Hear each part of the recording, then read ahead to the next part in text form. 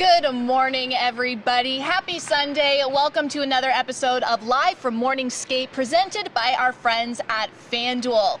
The Toronto Maple Leafs are getting ready to take on the Washington Capitals tonight at 5 p.m. Eastern. Don't forget, it's an early start. We wouldn't want you turning on the TV at 7 and watching the replay. Getting the recap of the game. 5 o'clock. Exactly. So as you can see, it's an optional skate this morning. All the players aren't on, especially considering that early start, but we've got a couple guys out there. Yeah, it looks like the guys who likely won't be dressing for the game tonight. Connor Timmins, Jordy Ben, McMahon is out on the ice, so getting a little bit of a workout in for tonight, but likely not playing. All right, well, we will dive into that Washington-Toronto matchup. We also need to talk about a very special game for John Tavares. And, of course, we need to look back at how the Leafs fared in the Battle of Ontario Friday night. But let's start off with a couple injury updates, for lack of a better word, I guess. Matt Murray, as we all saw on Friday, was supposed to get the start versus Ottawa, but was pulled out at the last minute, giving Samsonov the start. And we've learned since then that he has an ankle injury that is continuing to be evaluated, and it seems like Ilya Samsonov will get the start tonight. And I'm sure he's excited about that. Another opportunity to face his former team. Right. He wasn't happy with how he played last time these two teams met back in December, so I'm sure this is one he's had circled in his calendar. He's probably excited that he's going to get the start tonight. Yeah. Another name a lot of people are talking about, TJ Brodie. He's been practicing with the Leafs for the last couple practices, but he participated fully in yesterday's practice in particular, and he is trending towards playing. So obviously we haven't seen him since January 7th with a rib injury. He's played 28 games this season. We've seen him score 2 goals and put up 6 assists. So this is great news for the Leafs blue line. Yeah, and he's such a stabilizing influence that I think it looks like he's slotted to go back in with Morgan Riley. So definitely good news because they play so well together. Yeah, we love seeing Brodie and Riley out there. All right, let's talk about Friday's game versus the Ottawa Senators. A tough 6-2 loss for the Leafs, but you know what? It was a scrappy first period. They played really well, went head-to-head with the Senators. Joey Anderson posted a goal in the first period, and the Leafs were trailing 2-1 going into the second, when, of course, we saw Nylander put up that goal. But it wouldn't be enough to match the pressure that Ottawa was serving up. Becky, what are the Leafs going to want to do differently tonight? Well, they need to start on time. They gave up an early goal in the first, a minute and a half in, an early goal in the second, 23 seconds in, and then another one 3.5 minutes into the third. They need to start the game and each period with a sense of urgency. We didn't necessarily see that from them. Sometimes we see that, I think, when they're playing lesser opponents. So hopefully they bring that sense of urgency when the puck drops here tonight. Last time these two teams met, when they played against the Capitals, they gave up a goal 10 seconds into the third as well. So again, something that they're going to want to change tonight. Exactly. And on Friday we saw a couple of different line combinations, which is to be expected with Austin Matthews out for a couple weeks with his knee injury. Brodie still making his way back. But Becky, were there any combos that you liked in particular?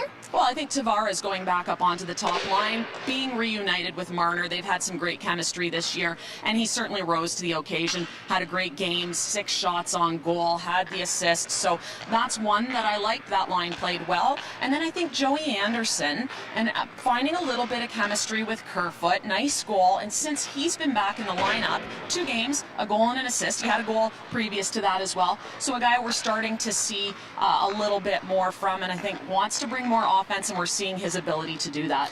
Which is a silver lining in situations like this, because I can only imagine getting guys like Joey Anderson, Pontus Holmberg more time on the ice can only improve the Leafs' depth as the season goes on. Yeah, and we've seen a lot of great things from these guys as depth forwards, bottom 6 kind of guys. We know that they're smart, they're positionally sound, they're defensively sound, but both those 2 guys can also create offense. We've seen that in the last 2 games as well, and something that I think we need out of that bottom 6, and you're starting to get from them. Definitely. So let's talk about Joey Anderson a little bit more. Here he is, 9 games with the Leafs this season. He was recalled earlier this week from the Marlies, and he had a goal in Friday's game, like we mentioned. Also registered an assist earlier this week.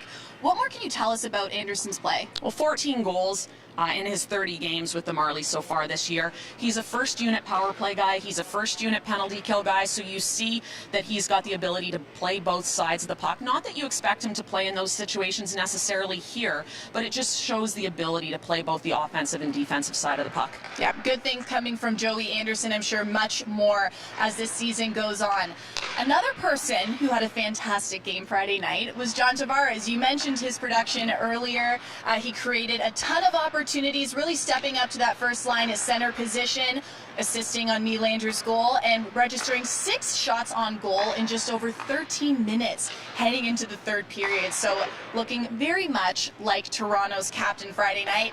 And of course, tonight's game will be a very special milestone for him. 1,000 career games.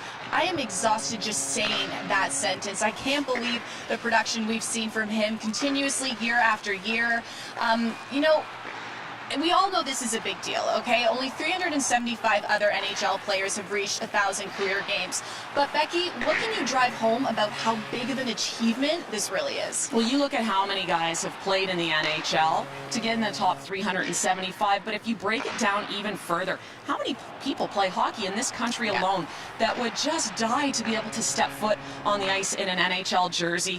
He's done it 1,000 times. And I often think back when he first came to the Leafs, it consistently showed that picture of him as a little boy in his Toronto Maple Leafs pajamas in bed, and you wonder if that little kid ever thought he'd get 1,000 games in the NHL.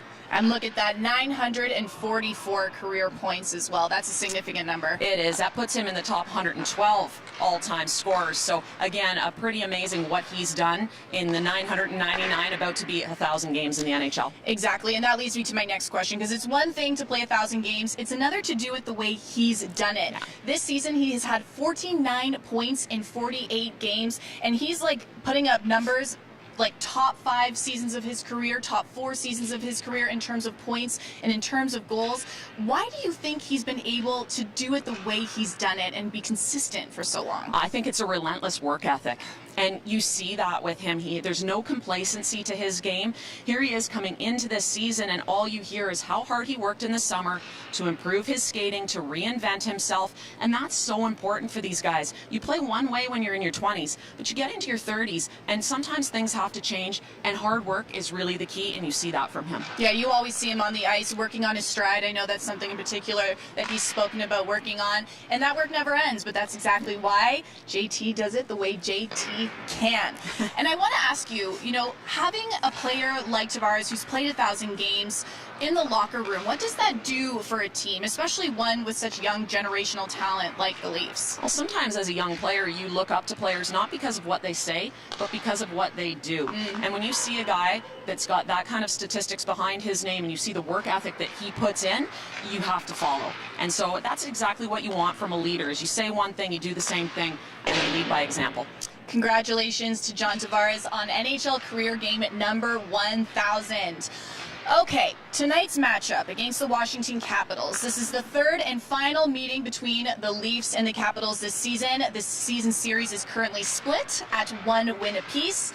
But the last time we saw these two play was December 17th, and the Capitals defenseman Eric Gustafsson scored his first career hat trick in a 5-2 Washington win. So Washington really getting contributions from their blue line in that game. So Becky, what does Toronto take from that game that they'll bring into tonight? Oh, and Trevor Van Riemsdyk had a goal as well. Yes. So 4 of their 5 goals in that game were scored by defensemen. I think what you got to recognize then is you have to have your head on a swivel in the defensive zone.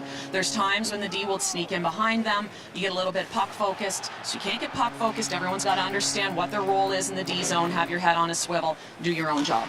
Right, and we cannot talk about the Capitals without mentioning number 8, Mr. Alex Ovechkin, who's got 32 goals this season. This is his 17th season hitting 30-plus goals.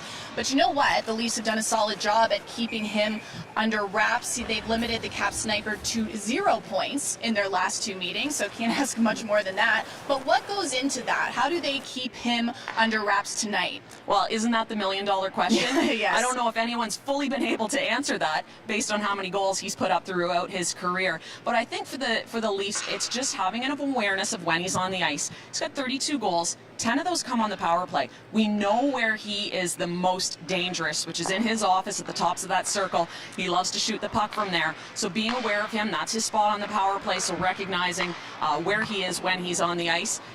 But then also having that backdoor awareness and the head on a swivel, right? So we understand sort of where all 5 guys are. But I mean, again, the $1 million question. Nobody's ever fully been able to figure out how to stop this guy from scoring. The Leafs have done a good job so far this season. Yep, and he's coming in hot, scoring in back-to-back games coming into Toronto. So he will apply the pressure, no doubt, as always. All right, to wrap up today's show, we have a new segment that you may have noticed last Friday with Scotty picking his prop picks. Yes. But today, I'm in the driver's seat. So it's JD's Prop Picks, and we are starting with the first period goal total set at 1.5. Now for this one, I'm taking the under. That's set at 1.5, meaning that both teams will need to collectively score 2 or more goals in the first frame. And my reasoning is the Caps have just 17 first period markers on the road and only 34 first period goals all season. Becky, what do you think about that? Well, I think over. I think Okay. I think the Leafs are going to come out on fire, light it up. There might be a big first period for Toronto. I mean, I like that, but let's move on to the highest scoring period. And for that, we're going to talk the second frame. Toronto and Washington do their most offensive damage after the opening 20. There's 133 goals combined for the Leafs and Caps in the second period, so I am going with that one. And last but not least, will there be overtime? I'm going to go out on a limb and say, yes, we will get some free hockey tonight. 11 of Washington's 51 games have gone to extra time, and 13 of Toronto's 50 have gone past regulation. So I know this is a bit of a tough one to predict, but I'm going to roll the dice and go with yes. I think after the Leafs 6-2 loss, they're going to come out on fire. I don't think there's going to be any need for overtime tonight. You know what? I like the sound of that. I do like the sound of that, but I'm The eternal sticking to it. optimist. Let us know what your picks are, and that is the show for today. Don't forget, guys, a 5 p.m. puck drop. You can watch the game on TSN or listen on the Fan 590 with Joe and Jim. And again, congratulations to John Tavares on NHL career game number 1,000. Exactly. Let's get a round of applause. My name is Jacqueline Doorey. Thanks for watching. Becky Kellar. And we will see you next time. Go Leafs, go!